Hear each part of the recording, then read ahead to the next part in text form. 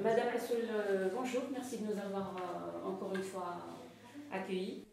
Merci à vous, bienvenue. Merci. Le mouvement de contestation populaire en est à son 5e mois et le pouvoir est toujours entre les mains des symboles de l'ancien régime. Comment expliquez-vous cela?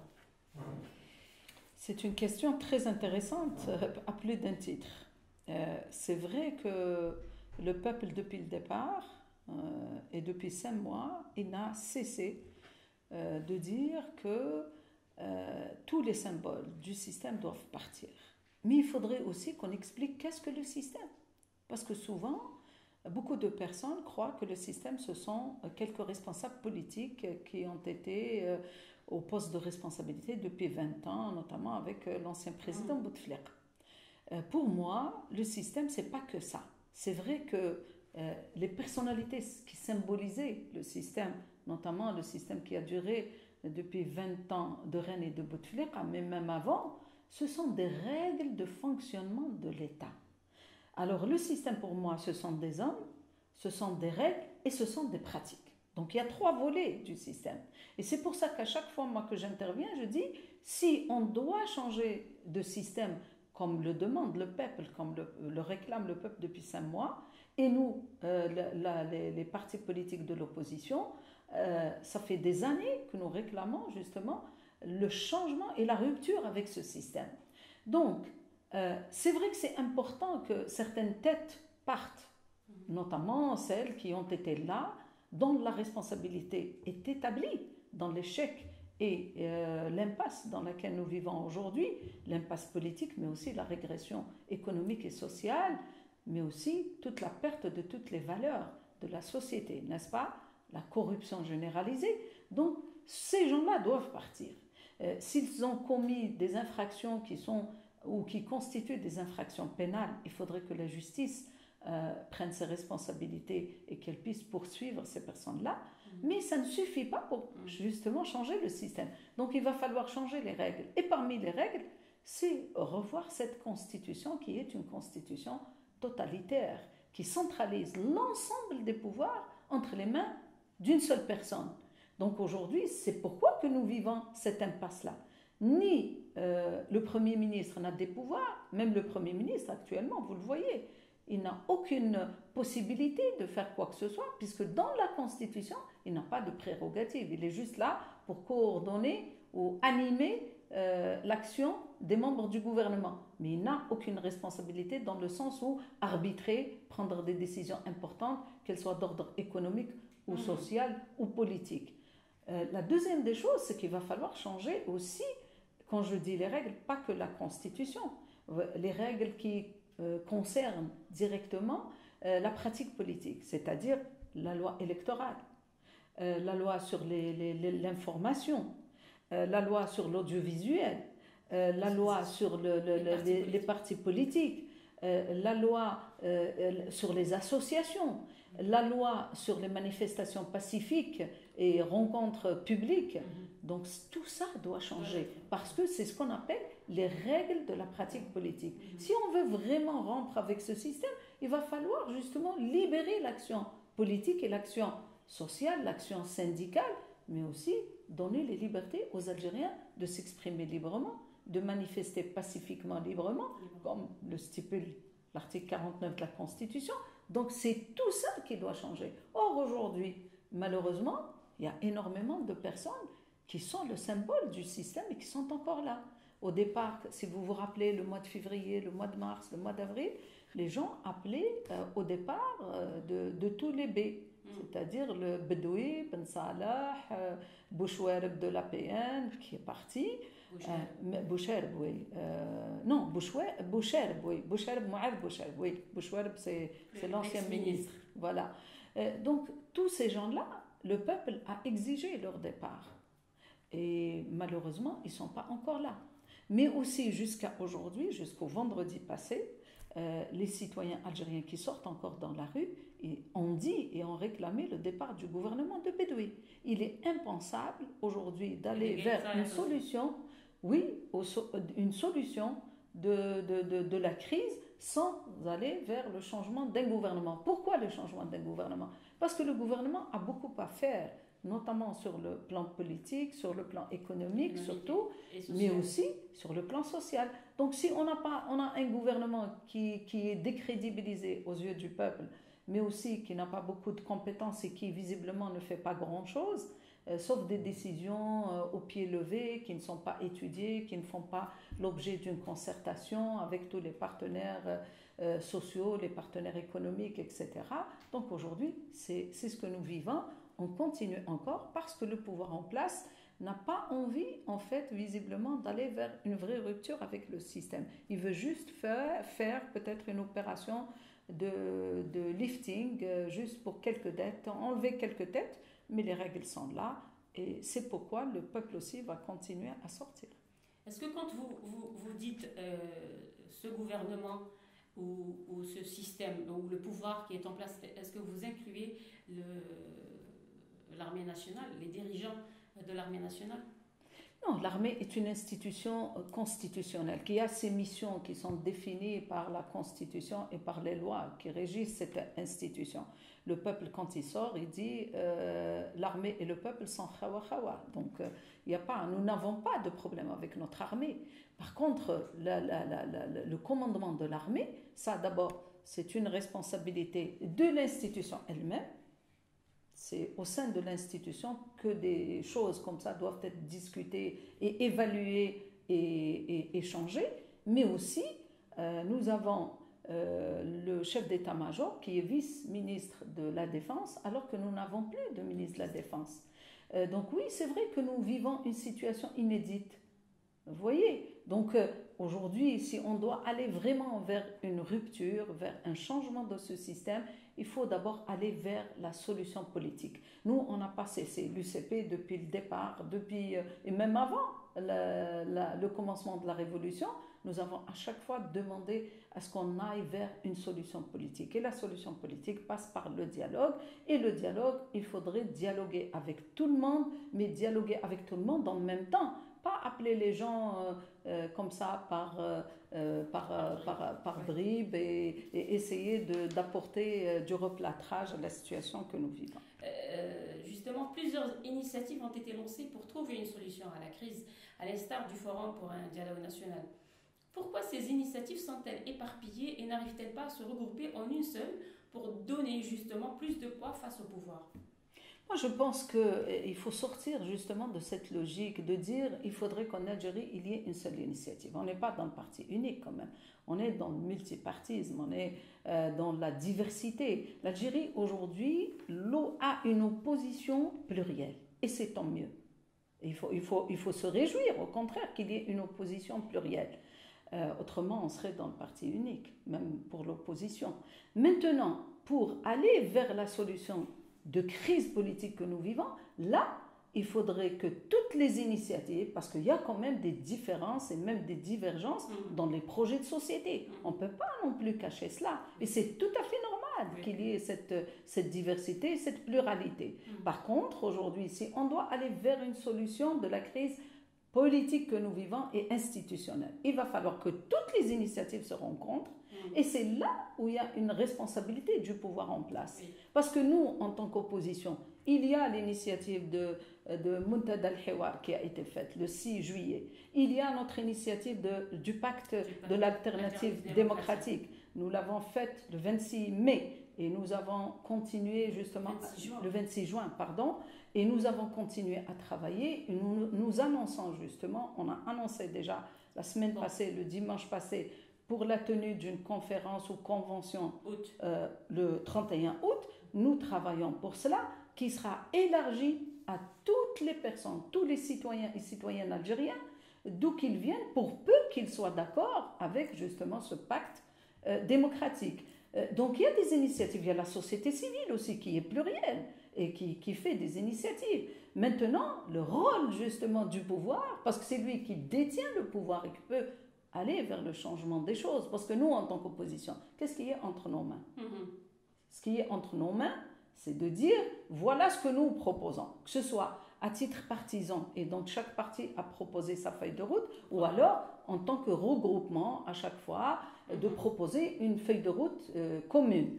Mais le rôle, justement, des pouvoirs, c'est de réunir l'ensemble et afin qu'on puisse sortir avec une feuille de route commune et que tout le monde s'engage à respecter et à, disons, non seulement à suivre, mais à réaliser sur le terrain. C'est ça, parce que c'est une responsabilité. Si on est d'accord, si on arrive à un consensus sur cette feuille de route, il va falloir qu'on aille sur le terrain, chacun de son côté, afin de mettre en œuvre cette feuille de route sur le terrain. Justement, toutes ces initiatives proposées posent des préalables non négociables avant tout dialogue avec le pouvoir en place, qui les ignore justement. Comment expliquez-vous cette attitude des décideurs actuels? Pourquoi ignorent-ils les préalables? Ce ne sont même pas des préalables. Je vais vous expliquer. Par exemple, en ce qui concerne notre parti, l'UCP, ou alors le groupe dans lequel nous sommes, le Pacte de l'Alternative démocratique, depuis le départ, on avait dit que pour aller au dialogue, il faut vraiment préparer un environnement propice au dialogue. Vous voyez, ce ne sont même pas des préalables. C'est préparer un environnement propice au dialogue.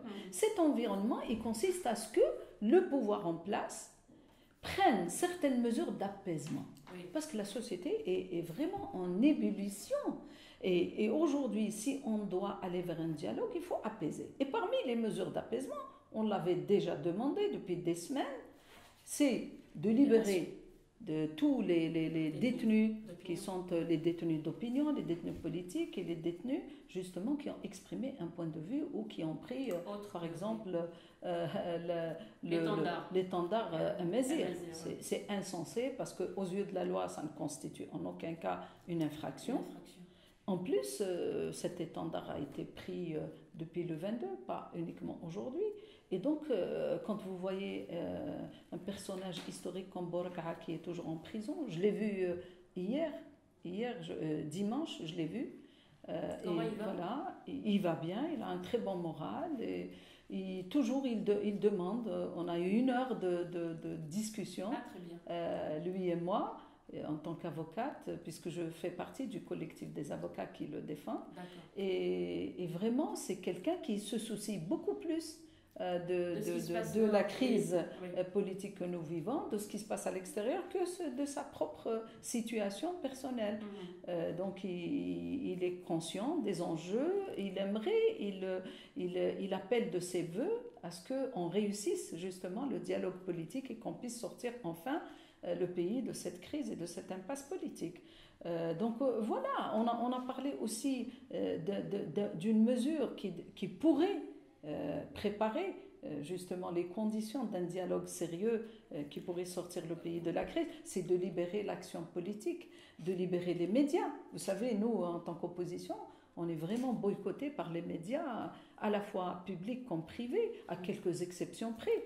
Donc c'est pas normal. Aussi, quand tous les vendredis on sort et que vous vous rendez compte qu'Alger est assiégé, que les Algériens ne peuvent pas rejoindre la capitale, alors que le droit de circuler librement est un droit constitutionnel pour tous les citoyens algériens, vous voyez. Et donc ça, ce sont des mesures vraiment d'apaisement. Ce ne sont pas des préalables.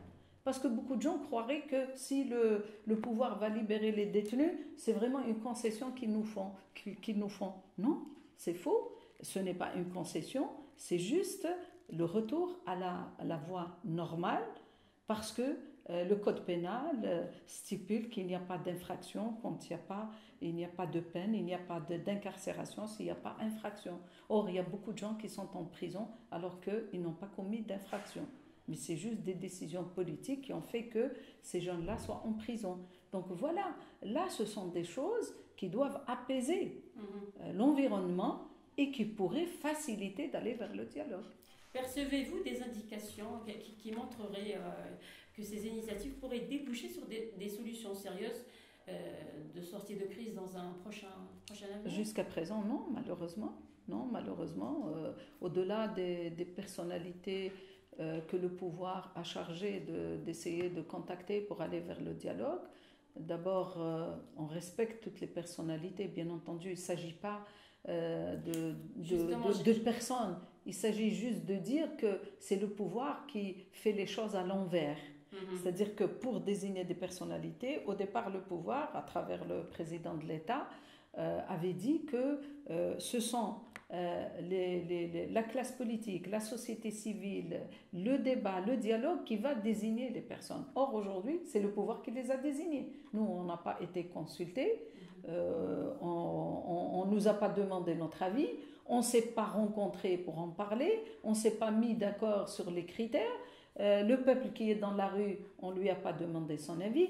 Bien entendu, on ne peut pas faire toutes les choses en demandant à tous les Algériens, mais quand même, on pourrait au moins demander à la classe politique, à la société civile qui est organisée, et demander justement aux jeunes, surtout de la Révolution. Moi, j'appelle toujours, il faut qu'il y ait la présence des jeunes pour le dialogue. Ils constituent 70% de la population, et il s'agit de leur avenir, surtout. L'Algérie de demain, l'Algérie nouvelle, c'est pour les jeunes, c'est pas, certainement pas pour les gens qui ont dépassé 50 ans ou 60 ans, c'est pour les jeunes. Donc les jeunes ont le droit de participer à l'élaboration de cette feuille de route de sortie de crise. Donc c'est ça qu'il aurait fallu faire, réunir tous ces gens-là et que les gens arrêtent des critères et mettent une liste de gens qui pourraient justement mener ce dialogue, alors que le pouvoir, c'est lui qui l'a fait. Donc vous ne pensez pas que cette démarche aboutira, quoi? Selon les éléments que nous avons, nous on aimerait que ça aboutisse, mais seulement le départ est mauvais. Donc quand le départ est mauvais, je doute. Mais maintenant, le pouvoir pourrait justement, même avec ces gens-là, et d'ailleurs ils le disent très bien, Monsieur Karim Younes, j'ai vu son interview ce matin sur le Watan, il dit clairement que si le pouvoir ne respecte pas les préalables qu'ils ont posés, qu'eux-mêmes, ils n'accepteront pas de mener le dialogue. Donc, déjà trois personnalités qui ont été citées dans leur communiqué hier, à savoir Hamrouche, Jamila Bouhired et aujourd'hui Aït Larbi aussi, ont refusé de faire partie du vous voyez, parce que la démarche n'est pas la bonne. C'est pour ça qu'il faut d'abord aller vers une démarche qui corresponde à l'attente du peuple et de l'opposition et de toutes les personnalités en Algérie qui ont demandé à ce que le dialogue lui-même désigne les personnes. Et comme ça, on pourra aller vers une solution. Mais faire les choses à l'envers, c'est une perte de temps pour l'Algérie et pour le peuple algérien. Votre formation politique fait partie, avec d'autres partis, du bloc appelé l'Alternative démocratique. Vous venez d'en parler. Qu'est-ce qui le différencie des autres initiatives? Parce que d'abord, nous n'avons pas accepté que les choses se fassent à l'envers depuis le départ. Nous avons dit en tant que pacte démocratique qu'il va falloir appeler le peuple algérien à se réunir autour d'une vision politique et d'une démarche surtout politique qui est l'alternative démocratique. Et dans cette alternative, quand on a fait le pacte, on a cité toutes les mesures d'apaisement au préalable, mais bien entendu aussi, on a parlé qu'il ne pourrait y avoir de solution de la crise si on ne fait pas une période d'assainissement. Nous, on l'a appelé la période de transition. Le pouvoir en place est très allergique à ce terme-là. Mais en fait, quand vous regardez ce que proposent par exemple d'autres alternatives, mais tout le monde est d'accord, y compris le pouvoir, d'aller revoir la loi électorale, d'aller revoir la loi sur l'information, d'aller revoir, de mettre en place plutôt une commission d'organisation, de contrôle et de proclamation des résultats des élections. Tout le monde est d'accord pour que le gouvernement change, tout le monde est d'accord. Et donc tout ça, on ne peut pas aller vers une démarche sans passer par l'assainissement de toute cette situation. Assainir la situation institutionnelle, juridique et pratique pour préparer les bonnes conditions de retour vers le processus électoral. C'est ce que nous appelons. Et le pouvoir, il dit non, je vais immédiatement aux élections. Mais on ne peut pas aller immédiatement vers des élections, sinon on va avoir les mêmes résultats. C'est-à-dire qu'aujourd'hui, donner le pouvoir, la légitimité populaire et le pouvoir absolu à un président qui qu'il soit. Et demain, quelle garantie avons-nous en tant que peuple ou en tant que citoyen de dire à ce président non, vous n'avez pas le droit de faire telle ou telle chose? Il aura la légitimité, il aura le pouvoir absolu et personne ne pourra le contrer. Par contre, si on assainit quand même un minimum d'assainissement, afin de revenir vers l'équilibre des pouvoirs, vers la séparation, vers l'indépendance de la justice, vers des textes de loi qui garantissent la transparence, l'égalité des chances, la compétition loyale et transparente pour tout le monde, la compétition crédible que les gens vont accepter. Les citoyens algériens vont demain être confiants et reprennent la confiance que s'ils donnent leur voix pour X, elle ne va pas aller à Y. Ben, c'est tout ça, il faut le faire et c'est une période d'assainissement qu'il faut et non pas aller vers des élections sans préalable, sans assainissement. On va revivre la même chose. Parce que le peuple, depuis qu'il sort depuis 5 mois, il ne veut pas changer juste de président, n'est-ce pas? Le peuple, quand il est sorti, il dit « je veux changer de système. Je ne veux plus de ce système qui a permis à des gens de disposer du pays, de disposer des richesses du pays sans aucun contrôle. » Et aujourd'hui, les dossiers que nous vivons sont vraiment une preuve encore de ce mauvais système qui ne peut plus continuer. Donc c'est pour ça qu'on ne peut pas, c'est pas sérieux quand on dit on va vers des élections sans assainir. Parce qu'on va avoir les mêmes problèmes. Il ne s'agit pas de changer Abdelaziz par Ali ou Amar ou Bouzid. Il s'agit de changer les règles de la pratique politique, changer les règles de gouvernance, mettre des garanties de transparence, de responsabilité, sortir de l'impunité, sortir du pouvoir personnel. Et c'est comme ça qu'on va aller vers la Deuxième République. C'est sur la base de ces règles-là et non pas autre chose. L'état général du pays est inquiétant à plus d'un titre, alerte de nombreux observateurs. Économie bloquée, droits de l'homme bafoués, presse muselée. Quelle analyse faites-vous de cette situation ? C'est vrai, ça c'est une situation vraiment qui inquiète, qui commence à inquiéter tout le monde. Et c'est pourquoi moi, en tant que présidente de l'UCP, depuis le début de cette révolution, je n'ai pas cessé d'appeler, y compris le chef d'état-major à travers les médias, bien sûr, et de dire il ne faut pas perdre de temps. On aurait pu, depuis les 5 mois, aller déjà avancer vers le dialogue et la solution et l'assainissement. On a perdu beaucoup de temps. Aujourd'hui, tous disons, les signes sont au rouge aujourd'hui. N'est-ce pas, la semaine passée, le lundi passé, j'ai assisté à une conférence justement avec CARE où il y a eu 3 panels très intéressants qui ont parlé, décrypté un peu la situation économique dans le pays et tout le monde est inquiet. Un chômage massif attend beaucoup d'entreprises, des difficultés d'importation des matières premières. Il y a énormément de problèmes. Et puis aussi, il y a le signal de nos partenaires étrangers. Donc c'est vrai que plus le temps passe, plus les problèmes vont encore se compliquer davantage, s'aggraver. Et c'est pourquoi qu'il faut donner rapidement des signes pour aller vers la solution. C'est vrai que la solution ne va pas se faire du jour au lendemain, mais au moins aller vers un vrai dialogue, se mettre autour d'une table, parce que les solutions politiques se prennent autour d'une table. Elles ne se prennent pas ni dans la rue, ni par une partie du pouvoir et en ignorant totalement à la fois la classe politique, à la fois les messages du peuple qui sortent depuis 5 mois par millions d'Algériens et dans toutes les régions du pays et même dans les capitales étrangères occidentales.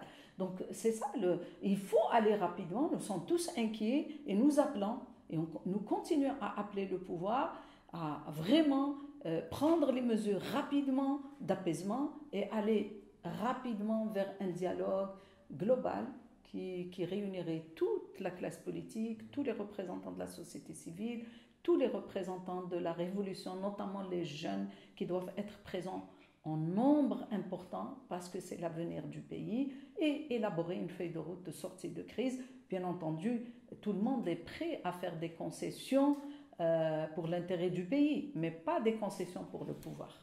C'est toute la différence. Comment expliquez-vous cet entêtement du pouvoir à ne pas aller vers la solution 5 mois après le mouvement populaire? C'est la peur de la démocratie, c'est la peur des responsabilités, parce que je pense que le pouvoir en place n'arrive pas, il a du mal à se projeter dans l'Algérie nouvelle, dans l'Algérie de la démocratie, de demander des comptes à des responsables, de rendre la vie politique et publique transparente, de rendre les comptes publics transparents, de demander des comptes à toute personne qui a une responsabilité politique, mais aussi les gens qui ont dilapidé, qui ont volé, qui ont démoli les ressources du pays. Ils doivent rendre compte et c'est ça qui fait peur probablement à certains dirigeants dans le pouvoir actuel. Donc c'est laisser s'effondrer le socle de la nation au lieu de rendre compte. Mais je crois qu'ils n'ont plus le choix. Je pense, à mon avis, je pense que dans le pouvoir aussi, il y a des gens qui sont censés, il y a des gens qui savent décrypter ce qui se passe en Algérie. Et je pense qu'aujourd'hui, ils n'ont pas trop le choix que d'aller écouter la voix du peuple d'abord, mais aussi aller dialoguer avec l'ensemble des partenaires politiques et sociaux afin d'aller vers une feuille de route qui garantisse justement le sauvetage de l'État algérien, mais du pays aussi. Ils n'ont pas trop le choix. Merci beaucoup, Madame Assel. Avec plaisir.